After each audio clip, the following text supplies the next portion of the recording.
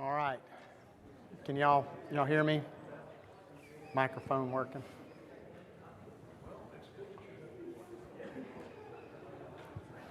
All right. I think it's about time to get started. I've had a busy week so far, and I think better about things during the day. I'm not a real good night person. When I get home from work, I like to try to start decompressing, and I don't do a lot of things in the evening unless I just have to. So this week I'd planned on kind of getting my list together, and I had a lot of thoughts on my mind how to organize things, and today was real busy again, but I found some time towards the end of the day. I was kind of getting my thoughts together, and Trina called me. Is she in here? She called me in a panic, and she said, "You've got to come home right now." And I said, "Well, I'm not ready to come home. I've still got a little more work to do on my lesson for tonight." And she said, "Well, there's a bird in the house." And I said, "How in the world is there a bird in our house?" So the wreath on our front door has got birds nesting in it. And she opened the front door to get a package, and one of them flew in the foyer, down the hallway into our master bedroom.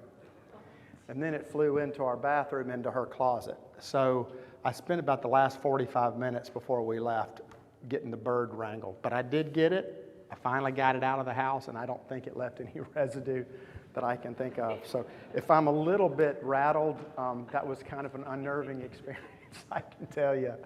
And I would not want to do that again.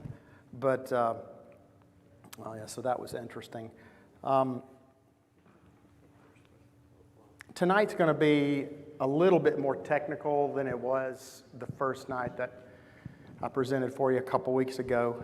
I think hopefully we laid the foundation that there's a valid reason for us on a Wednesday night Bible study, if you will, to be talking about these kind of things, especially as it relates to wills and documents and trust and powers of attorney and things like that. And it kind of all revolves around stewardship and money and our commitment to God and things that are important to us and all that.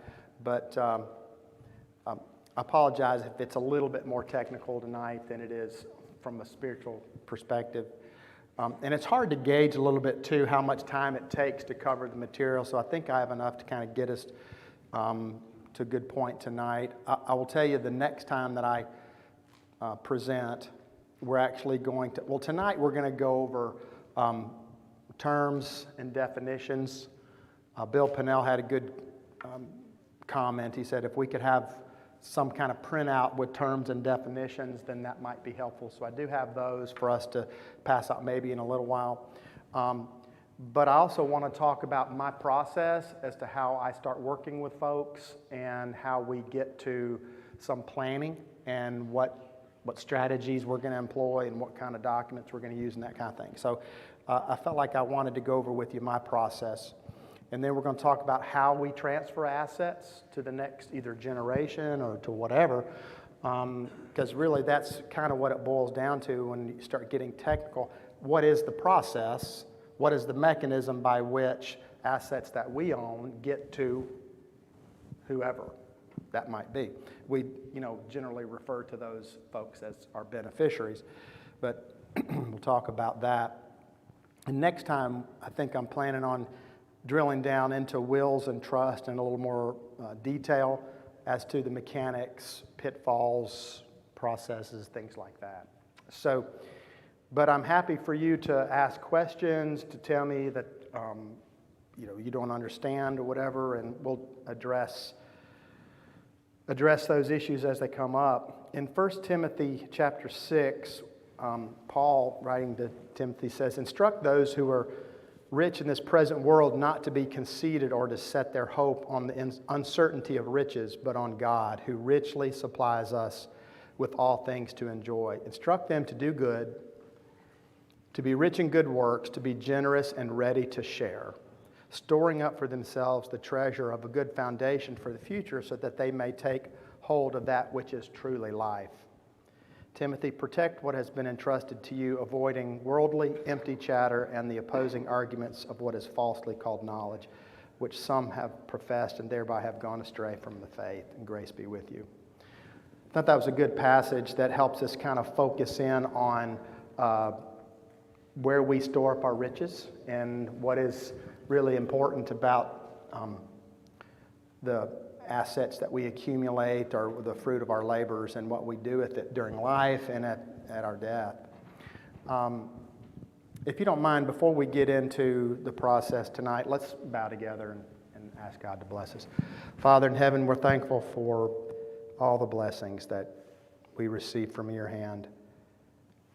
Sometimes, Father, it's hard to really appreciate just how richly blessed we are, not just in financial metrics and wealth and assets and things like that, but just a community that we live in, just the wonderful church community that we're a part of, that under the direction of an eldership that honors you, Father, and honors truth, and wants to instruct us and shepherd us so that we will make good decisions during life, and that we'll be able to worship with those of like-minded faith and stay true to your word. Father, we pray for those who need your special care at this time. And Father, my thoughts are with the folks that have been affected by the tornado, especially those in Kentucky, and so much loss of life there. And we pray, Father, that you will bless them, help us as we have opportunity and see the need to serve our fellow man and our brothers and sisters. Father, bless us tonight. Help me say things that are helpful, and help us to honor you as we're meeting together tonight. In Jesus' name, amen. So, real quick, are there any questions or anything that anybody wanted to say or get off their chest from the first time that I was in front of you a couple weeks ago? I got some feedback from folks, and it was good, and I think it'll help us with our next few lessons. Okay. So I thought what I would do tonight is kind of give you an idea of what I think is important in terms of the process in getting a plan together and getting our thoughts together as we think about trying to deal with what we've got and what we're going to do with it, not only now but really when we pass away.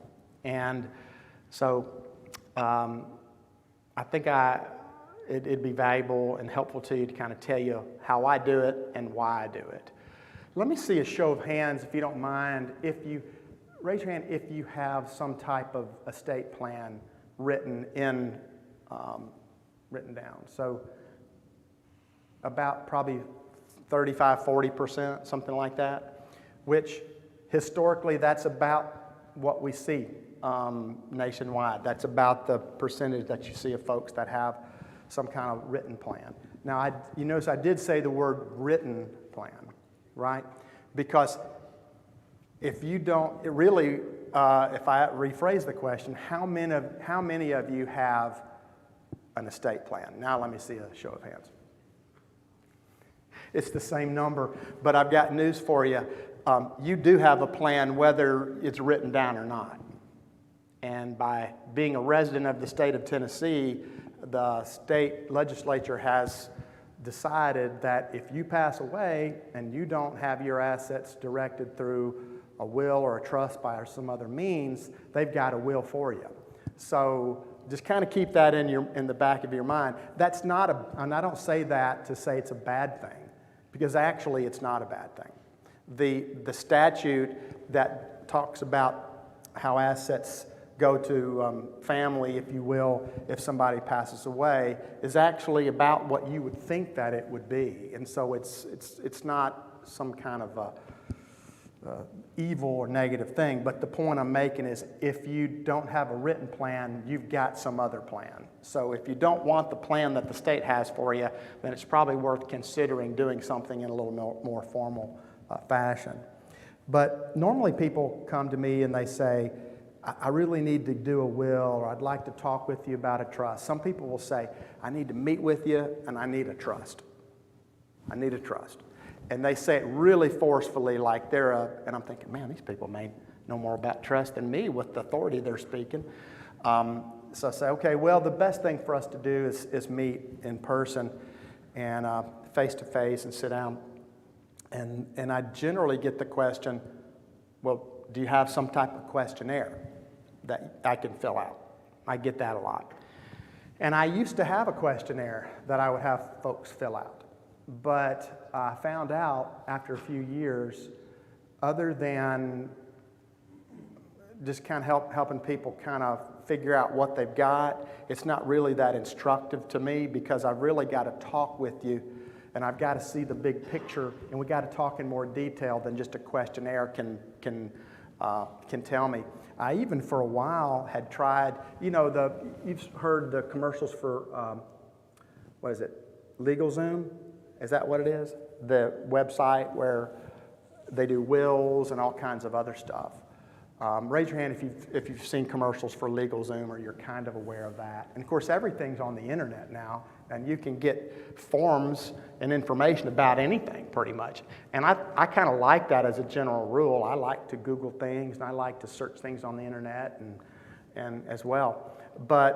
And I actually went through the process of doing a LegalZoom will one time. I actually paid the fee and actually did it so I could watch the process unfold and see how they went through it online. And it was actually a pretty good process. But as I went through it, it kind of occurred to me, unless a person sometimes doesn't know what they don't know. And so when you're filling the questions and answers on these wills, online wills, you may not know if you've made a left turn when you really should have made a right turn. But in generally speaking, it was pretty good. But then at the end, you have to print it out and figure out how it's going to get executed properly and all that, which I think I mentioned a couple weeks ago, sometimes can be problematic. But what I like to do is have people come in and sit down face to face. And this is another phrase I hear an awful lot. It's going to be simple. What I want is simple. Or my estate is simple. Raise your hand if you would classify your estate or your situation as simple, pretty simple. Well, at least you're being honest. About 25% of you said that, and that's probably about right, because probably 75% of us, our situation isn't as simple as we think it is.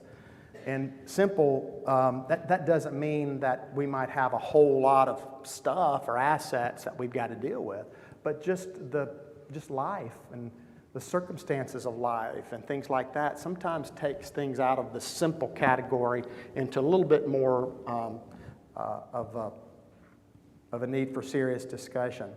So my process involves people coming to meet with me so we can talk and interview. I can interview them, and then I send stuff out for folks to review, and then we meet back again to do it. But in my face-to-face meeting, a lot of folks will say, well, why do I have to come meet face-to-face with you? Can we do it over the telephone? And then I press really hard. Well, can we find a time to meet? Well, I can meet with you, but my wife is just too busy, or she can't meet with me. So I can just come. And then I typically say, well, that's really not the best thing for us to do, is to have you come or one of the spouses come if it's a couple. So I really, really want both to be there. And about 95% of the time I prevail and we meet in person. Now, if you need something and you find an attorney that can take care of you and you're going on a trip and they can do it in a day or two and all that, I'm not saying it has to be the way I do it, but I think meeting face to face is important, because I have to understand and know the circumstances of the family.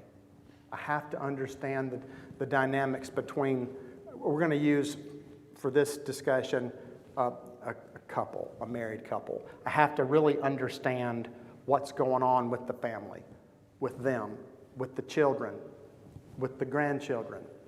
Are the children grown or not? If they're younger, then it's a different discussion if the kids are little.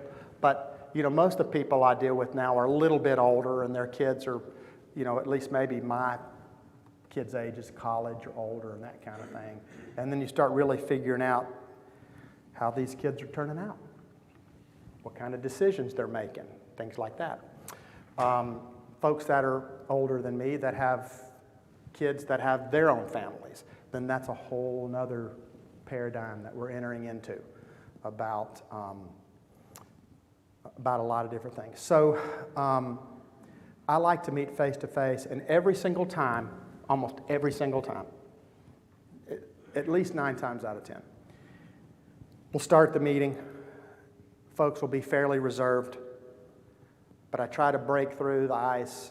I try to penetrate a little bit deeper so they can trust me and we can actually start talking about life a little bit. And then we talk about what do you want to see happen? What's your vision of what you want to happen when you pass away? And we kind of start with the end in mind, and I kind of get a 50,000-foot view of what's going on. But almost every single time, I find out there's more to the story. Almost every time. And I know there's more to my story. You know, if I was not an attorney and didn't do that kind of thing, and I met with somebody, they really would need to know that I have a special needs adult child. And they would need to know other things about my family. And if I just filled out a questionnaire and said I want everything divided equally and I want this, then there would be no way to really craft what I need. But sometimes it can get a little bit personal, and I would encourage you, if you meet with a professional, to help you with that kind of thing.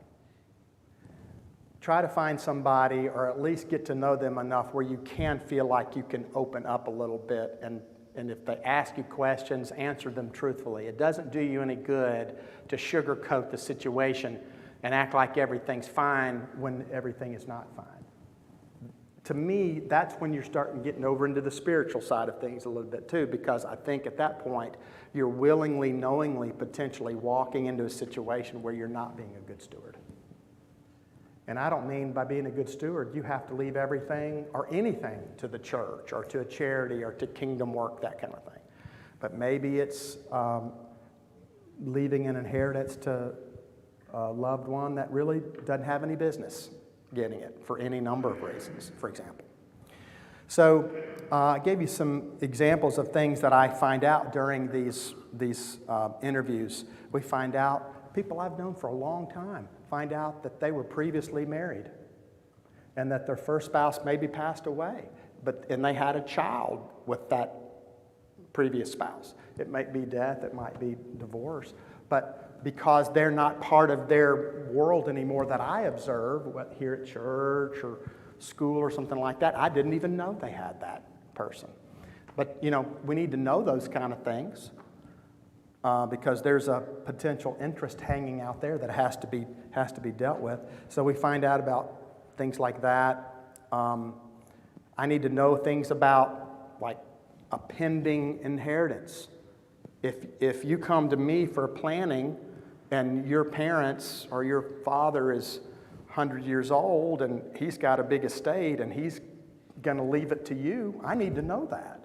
Because if we're doing something really simple and basic without any thoughts in mind, and we're talking about your legacy and what you're leaving, and all of a sudden it's a completely different story than what I thought, I need to know those kind of things.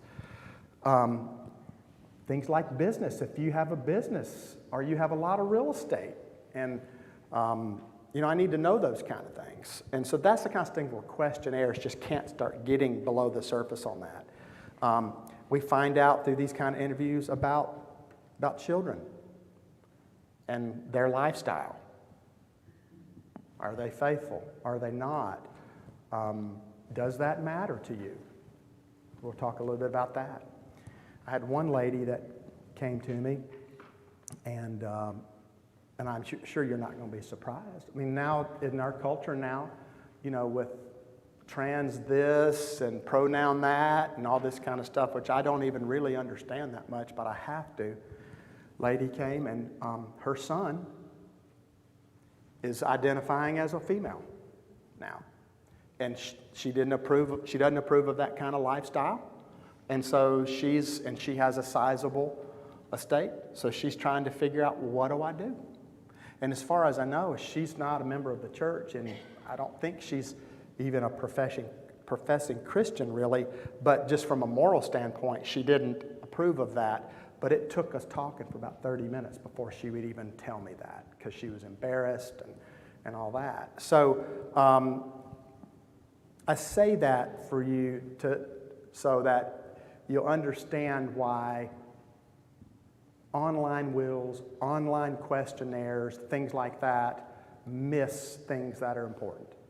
I also say that so you'll know if you're meeting with a practitioner that has a 15-minute meeting with you and has got your plan all figured out and didn't ask a whole bunch of questions and probe a little bit, then I think I probably at that point would, when you leave the meeting, say, let me give some thought to our meeting and I'll get back with you, and maybe look around a little bit. Because I don't know how in the world I could do a plan for somebody and not know personal information about them and feel like I'm doing a good job. One of my biggest fears, I will tell you, is doing a will for a member of the church or somebody in my community, husband and a wife, one of them pass away, and the other one comes to me and said, well, X, Y, Z happened, and we had a will. And I didn't ask enough questions or know enough about the situation, and so what I did wasn't sufficient. And so now it's cost the surviving spouse money or anguish or a probate that wasn't necessary, all those kind of things. So that's one of my biggest fears. And fortunately, I haven't had anybody come to me yet after they passed away and after one of their loved ones passed away and tell me that. But you can only do so much with the information that you've got. And I've reached the point, I'm 57 now, and law school was my third career. Being a lawyer was my third career. And right out of college, I worked for a real estate company, a development company, and so I had a little bit of experience in that. And then I flipped houses with Dave Ramsey. I think maybe I had mentioned that before. And when he decided to write Financial Peace, I decided to go to law school. So, and then I was 28 at the time. And so that's when, and then I was in commercial real estate for just a little while, and then I went back to law school. So I've been practicing about 26 years, and I've done enough wills now to where folks that I've done wills for, we're needing the wills now. Folks are now passing away from the wills that we've done. And so, it's the kind of thing where I really want to make sure we did a good job so we accomplish what we need to. The other thing you need to kind of be aware of is if you've done planning and your planning was done 15 years ago, 20 years ago, then you need to relook at it because laws have changed. There may be things in there that are not necessary. There may be trusts that spring into existence that don't need to be there anymore. You may read your power of attorney or will and go, I can't believe I put that person in there. I don't even know them anymore. I haven't seen them in 13 years. And they're the executor of your will. That's the kind of stuff that we see all the time too. So just a little free tip there. But basically I need to know the big picture. And I have a note here, be wary when the information gathering process is not very thorough. I had just this week, I did a real estate closing for, what's that bell for? Okay, because that's 7:39. We used to end at 7:45. That's a 5-minute warning before 7:45. But we go to 8. Okay. So I did a closing this week for a person that was doing a refinance of a mortgage on a property, and it was in the name of a trust. And so they were having to sign everything, their name trustee and their name individually. And towards the end, I said, so what's the reason for having everything and having a trust? Well, that's just what I wanted. I said, well, did you have an attorney do it for you? Yeah, lady attorney in Franklin did it for us. And I said, really? He said, I want to save inheritance taxes. Isn't that a good idea? And I said, well, this trust doesn't have anything to do with saving inheritance taxes. It's just a living trust doesn't save inheritance. He looked at me like, well, that's the only reason why I did it. So this guy and his wife met with an attorney, had an interview, went through this whole process, has a 3-ring bind. The binders are this big. I mean, it's a big old huge thing. And to have a trust for the main reason that didn't even do what he thought it was going to do. So I don't even know how that happens, to be honest with you, and I'm a little bit embarrassed, truthfully, because that's not the way it's supposed to work. We should at least gather enough information that we know what the client's expectations are and that we give them what they need and recommend what we think is best. So that's just an example, and that was yesterday. Just kind of fell into, that discussion just fell into my lap, and I see that all of the time. So I want to segue into how assets get transferred. Because it's not just about talking about wills or trust. I think this is really important information for us to have our arms wrapped around. So there's more ways, and sometimes better and more effective ways to transfer assets that we own, to our children or the next generation or whatever. It doesn't always mean that a will is best or a trust is best or even needed. And so I'm going to go over those with you. These are specifically non-real estate related categories. The first is joint ownership. So the second, and I'll break them down, joint ownership, beneficiary designations. TOD accounts, they're also called POD, transfer on death or payable on death. And some old timers, what they used to call those? Do you remember what they used to call those? Totten trust. Has anybody heard of the two words Totten trust? Nobody that has that archaic legal. So they're called that. Some bankers still call them that, but we'll talk about that in a second. So joint ownership, beneficiary designation, TODs, trusts, administration. And administration can be through a will or a trust or no will. So those are the basic categories of how you get assets from one generation to another. So let's talk about those in a little greater detail. The first is joint ownership. And I'm still primarily talking about non-real estate related ownership. This is the most common way that folks leave assets to somebody when they pass away, and and it can be good. And this is referring to things like bank accounts, like savings accounts, checking accounts, things like that. Investment accounts. We're not talking about qualified plans. We're talking about non-qualified investment account, a Morgan Stanley account, a Charles Schwab account, things like that.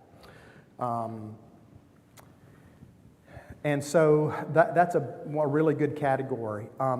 When you own something in a joint ownership, the asset passes to the joint owner when the co-owner passes away. There's no probate, there's no lawyers, there's no cost, and all you have to do is have a death certificate. So if two people are on a joint account, and one of them passes away, all the bank wants to see is proof of death that the first person that's passed away. They're going to change the title to it, and it's automatically going to be owned by the survivor. And that can be I have here very good tool to use. And a lot of times in the planning that I use when I have my interview process, after we get to know each other and I try to break through a little bit, then we start talking about assets. And when we talk about assets, then I start asking questions like, well, how is it titled? Who's on that account? Then I start learning more. Well, it's me and my wife and my oldest daughter. Or it's in my name and all of my children. So then I'm starting to get more information, and that's part of what I use to help them make better decisions or change gears. But joint ownership is one way. The second is beneficiary designations. These are not accounts that are owned jointly. These are accounts that are your name, and there is a beneficiary designation in a separate form, and that basically is a contract that you have with whoever's controlling that asset, that upon my death, it goes to this person. It's a contract, and it's not a joint ownership. Those are usually things like 401ks, IRAs, 403bs, SEP plans, 457 plans, things like that. Things that are qualified money, meaning a plan that receives preferential treatment from the IRS. And those are very good tools. And when you have things like IRAs and 401ks, you got to have a beneficiary designation, because if you don't, then it's a real problem. I will tell you, generally speaking, I don't know if I've ever done help some folks that had a 401k or IRA and they had no beneficiary listed. But I have had sometimes people had a beneficiary listed and that person predeceased them and they didn't have a contingent beneficiary.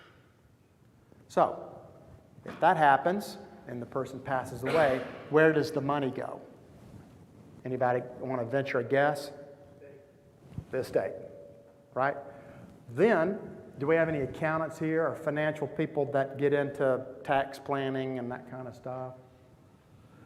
Well, I don't either. I'm not a tax lawyer and I don't give advice on taxes, but I will tell you, that's not what you want. You don't want an IRA going to your estate, because whether you have a will or not, then all of a sudden the rules for distribution of that money change. And the money has to be distributed within a very short period of time to a class of people that you had no control over, and it's just not a good situation. So through this process of discussing and going over assets, when we talk about things with beneficiary designations, I ask people, who's your beneficiary? And sometimes I go, it is so-and-so is first, so-and-so is second, and they've got it written down, and I believe them. And then a lot of times they go, well, I think it's Joe, and after that, I think it's so-and-so. And actually, the second one, I've left it to my oldest son, but he'll take care of it for everybody else. I hear that all the time. Well, I'm leaving it to Julie, but she'll do right, and she'll take care of everybody. That kind of thing. And I see a lot of people kind of shaking their head and kind of grinning, because just instinctively you know that's not a good plan. So you got beneficiary designations. It's a very good tool. We use a lot. Planning tip. Be sure all of these types of plans, and a lot of times people have lots of them, have current beneficiary designations, and review them every 3 or 4 or 5 years. Okay, let's see. So we talked about the reason why that's not good. If you have questions on that, generally a lawyer that does wills is not the best person to ask unless they have a tax degree. It's typically best to talk to the plan administrator, because those folks know the ins and outs of that kind of stuff, and they know the rules. The next thing is the TOD, POD. I love these type accounts, and we use these a lot. These are non-joint owner accounts where it's just in your name, typically. It can be bank accounts, investment accounts that are not qualified money. That's typically what you see.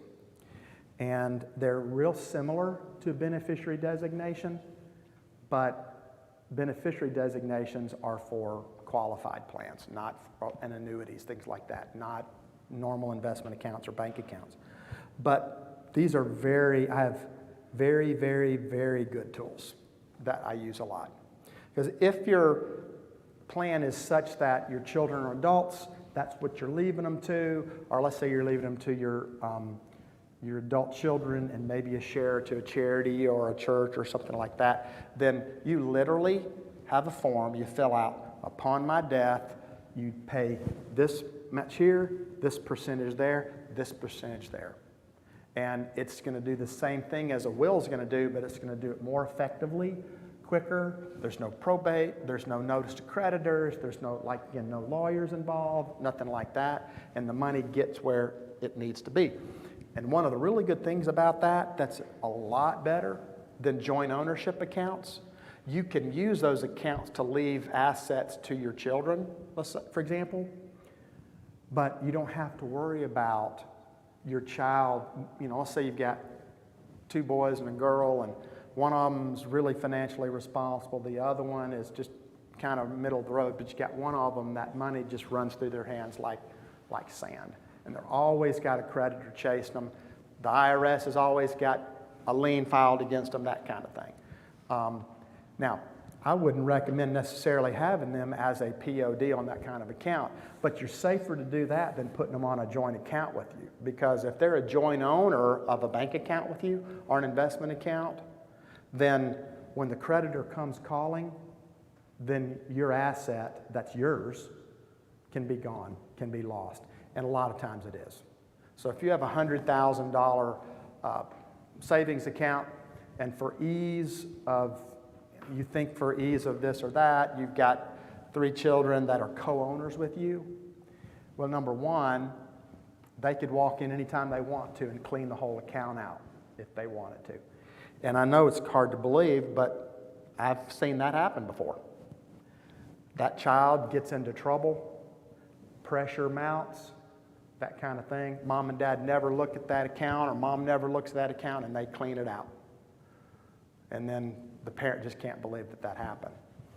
Or they don't do that. They're not that bold, but they didn't pay their taxes for 2 or 3 years. And so the IRS files a lien, and the IRS can find out anything they want.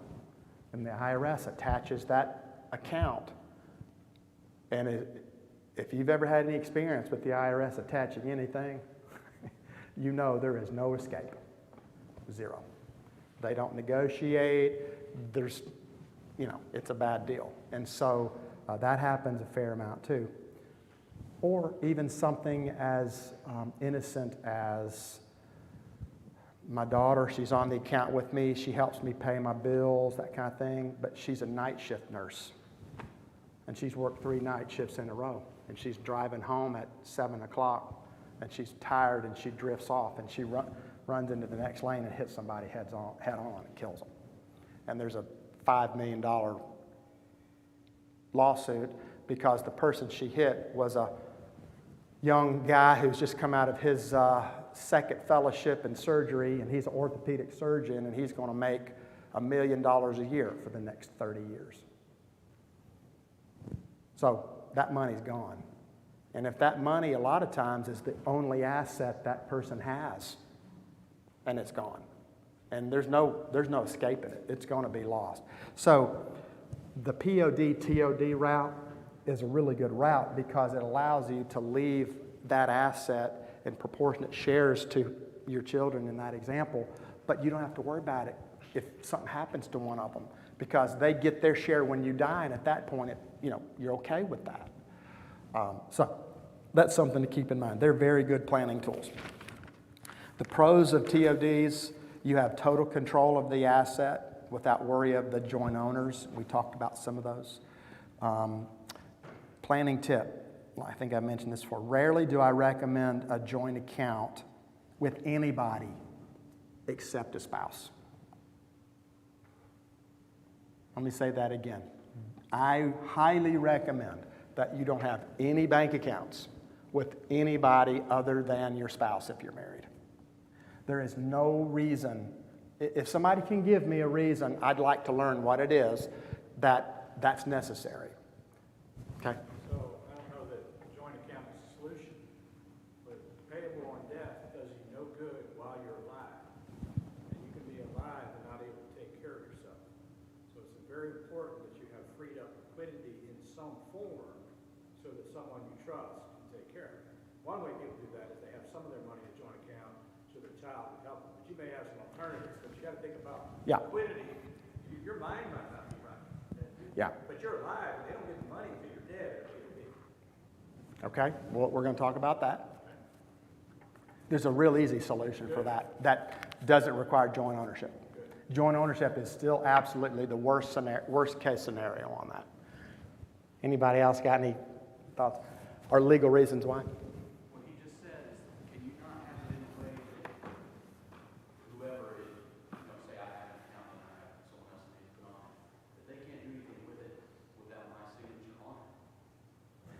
There may be banks that will allow you to have some kind of parameters in terms of withdrawals, but generally speaking, in terms of a more broader view, that's not the way that it works. And the way you skin the cat, absolutely, you need to have planning done. So as you get older, if you need some help, and that's your account that needs to be accessed to pay for your assisted living or whatever, that somebody has access to it. You don't want to have to force a conservatorship. And we're going to talk about that at one of the later meetings, but one of our attendees 2 weeks ago came up to me afterwards in tears because they're going through this exact thing. The person didn't have the planning, so now one of the children is having to step forward, get a conservatorship so they can pay the bills for the person because they don't have any access to their account, and this older parent still thinks they are in control and can make their decisions, and they clearly can't. So now they're mad and disappointed with the one child that is actually trying to do the right thing to take care of them. And the other ones, you do it, I'm not going to do it. I don't want dad or mom mad at me. And this is the only one that's doing the responsible thing. So she's the bad guy. So the way you do it is two different ways. One is you have a financial power of attorney in place that is comprehensive enough so when, I'm talking about, generally speaking, a durable general power of attorney that is effective when it's executed, not when the person becomes incompetent.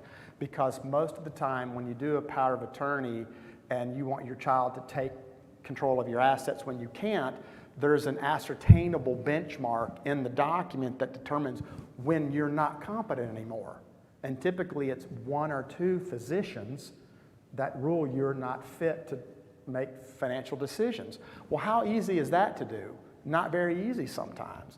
So, but if you're a single adult and you give one of your children a financial powers, the financial power of attorney that's durable, that means it's effective now and it survives or it's durable through my incompetency. So when I go from being lucid to becoming incompetent or have dementia, the power of attorney survives that event, and then that person takes the power of attorney into the bank and is able to access the money. But another way to do it, just as easily, is through authorized signatory.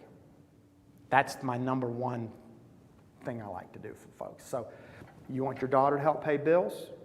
Great, that's perfect. You're blessed you've got a daughter that's willing to do it, right? But don't put her as a joint owner. Have her be an authorized signatory. You go to the bank, you fill out a form, she can sign checks, and so the person can be completely incompetent, dementia, and that child has the ability to pay bills because they're authorized signers on the account. But they're not authorized signers to line their pockets. They're authorized signers to do what's in the best interest of mom or dad in that scenario. So there's always exceptions to every rule. And what you're talking about, every now and then I might have an account that we set up that's got a very limited amount of money in it, $10,000, $20,000 if the state's, now some people that's a lot of money, some people it's not that appreciable necessarily, but enough money where if mom or dad passes away, that money's there immediately without death certificates and all that to pay the funeral bill, to pay the last few expenses, things like that. And yes, we do that, but that's not the starting point. That's kind of a specific crafted solution to a need that gets fleshed out through this interview process that I've got. If children are somewhat financially stable and they've got money and they've got their own accounts, then, there's not a whole lot of need to be putting them on joint accounts with mom. They can, the son can put the funeral on his credit card, and then once we get things going, then we can reimburse him for that and that kind of thing. Yeah. When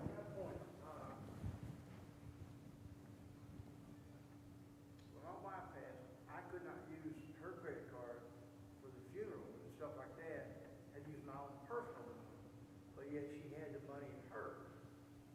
Well, I had to wade through all that and go through the process. I mean, which is okay, you know, I was able to work it out, but, you know, with the time and, you know, all this going on, that's what I said you want to worry about. You just won't be able to get it paid for if you don't, you know, you got other spiritual matters that need to be taken care right, of. You know. right. Well, one thing to always keep in mind is if we're talking about things like paying for a funeral, immediate needs, stuff like that, if, you know, a lot of spouses or children are going to take care of that regardless of what the circumstance is, because that's just what they're going to do. But some are not able to do that, or it's going to stress their situation out quite a bit.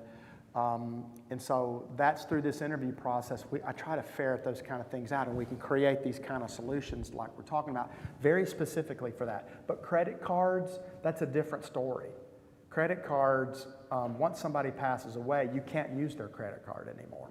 Yeah, but yeah, it's so now if you were a joint owner of one of her bank accounts, that would have been different. But if the bank account, for example, was just in her name and she passed away, and even if there's a credit card that could be used to draw that money, unless you're a joint owner, even if you're the spouse, you're not entitled to it until we go through the process, the probate process or whatever. And so part of, and each situation is very fact specific, but what I'm saying is, it's that interview process where I get to know people and I understand, do you share accounts? I mean, when I get done with a planning meeting, I've got a whole list of homework that they do with their assets. Title these together, have this one changed, remove your daughter, do a signatory. And that's most of what we spend our time thinking about to avoid the exact situation that you're talking about there. I've had situations, something like that, where, let's say hypothetically, your wife was very ill, you knew she was going to pass away for some reason, you know, let's say all your money was tied up in a retirement plan and you've already made your required minimum distribution and you don't want to pull $15,000 out. You can, but you don't want to, but she's got money sitting over there. Well, before she passes away, we put you as a joint owner. Or we do a cash advance on the credit card to get that money over into account. You know, we do all kinds of things. If we have a little bit of time, and man, I've done lots of deathbed. They're dying in 24 hours. They're going to be gone in 36 hours, and we're scurrying around with banks and things like that. And that's not the best way to do it, but you know, there's ways to solve these problems. But I'm giving you kind of overarching general principles. Then the other two ways that we transfer assets from ourselves to the next is through a trust, which can be a great tool. And there's revocable trusts, there's irrevocable trusts, and another thing I like to use a lot, which is called a TIST trust, or a Tennessee Investment Services Trust, which is a creditor protection type trust. But generally what you think of when people talk about a trust, what you're talking about is a living trust, a revocable trust, something that you can change while you're living anytime you want to. But when you pass away, that trust survives and the new trustee takes control of the asset, therefore you avoid probate. But it's not the end-all be-all, because if you pass away and not everything you own is in the trust, then you've got to have a probate anyway. So I'm getting a little bit off track because we're going to talk about that more specifically. But revocable, irrevocable trust. And then the last category was administration, and that's through a last will and testament. That goes through probate. Or if somebody dies without a last will and testament, it goes through probate and through what's called an intestate estate. And the statute dictates where it goes. And it follows the family tree.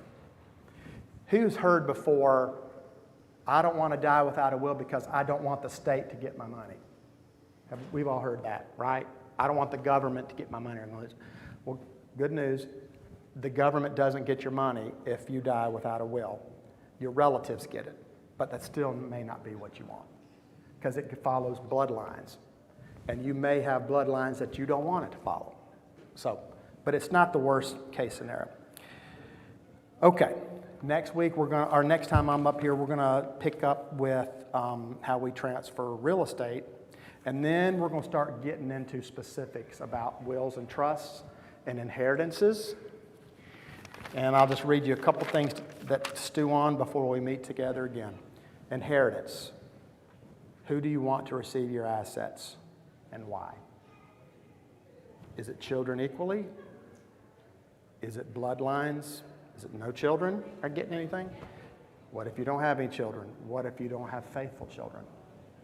What if your children are horrible with money?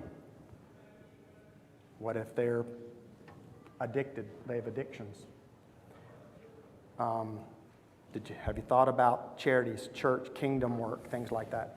We're going to talk about some of those things, and we're going to bring the Bible in, and through one of our elders' research and discussions that we've had a whole bunch, we're going to talk a little bit about inheritance and some biblical principles to follow about inheritance and our children. So it should be interesting.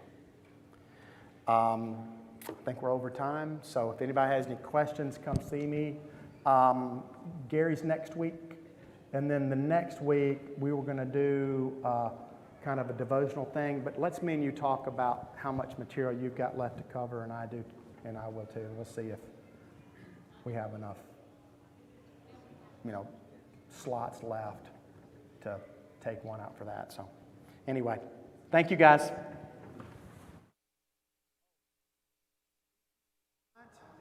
If you want, I've got a whole bunch of glossaries of terms that we've been going over. You can come get one, or we'll hand them out next time. It's up to you.